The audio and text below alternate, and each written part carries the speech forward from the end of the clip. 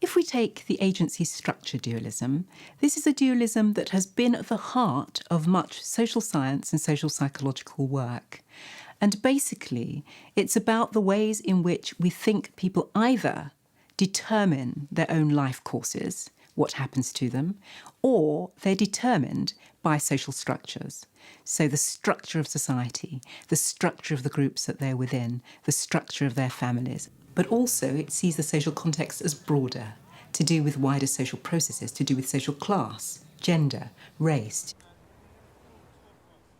The challenge is to try and think about ways in which we can be agents within the context of all these social influences and pressures, which themselves are multiple and conflicting and not just one thing. So I think we can't just talk about social structures, but we've actually got to talk very much more carefully about what sort of pressures there are at what levels and how they impinge together. Quite often, these two things have been polarised. One of the things that we want to get over very strongly in this course is that we can't polarise them, that we have to have both a view of agency being important to the way in which we understand the social world and structure, that they're always and ever operating together, that we can't separate them, that people always have some agency, they're never totally determined, whatever the situation, and that they always are partially determined by the structures in which they are,